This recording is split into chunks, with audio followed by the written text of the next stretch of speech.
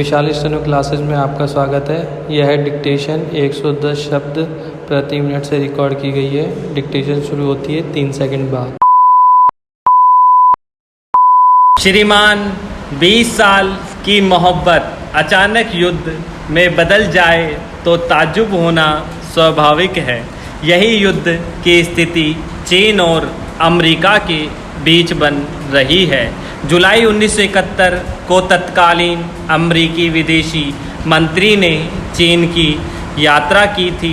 अगले 2-3 वर्षों में क्रमशः 3 बड़े अमेरिकी नेता चीन गए थे। उसके बाद आपसी व्यापार और मोहब्बत का नया सिलसिला दोनों देशों के बीच शुरू हुआ। पाकिस्तान की याहिया मोहब्बत का नया सिलसिला है।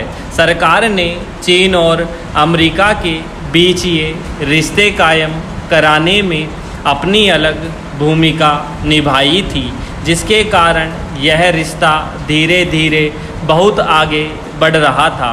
असल में अमेरिका को उन दिनों एक बड़े बाजार की ज़रूरत थी और व्यापार भारत में तत्कालीन इंदिरा गांधी की सरकार आत्मनिर्भरता पर ही ज़्यादा जोर दे रही थी।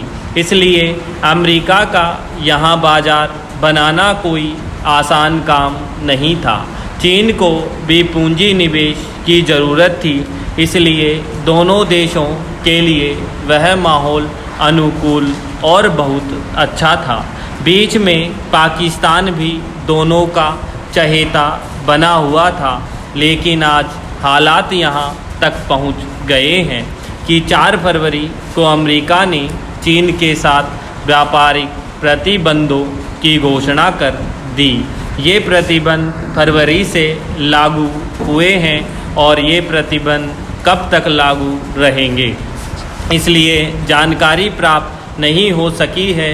अब उनके आधार पर चीन का जो माल अमेरिकी बाज़ार में पहुंचेगा, उसकी कीमत दोगुनी हो जाएगी, क्योंकि अमेरिका ने चीनी दल पर 100% टैक्स लगाने की घोषणा की है। चीन से लगभग 1 अरब 8 करोड़ डॉलर का माल अमेरिकी बाज़ारों में पहुंचता है।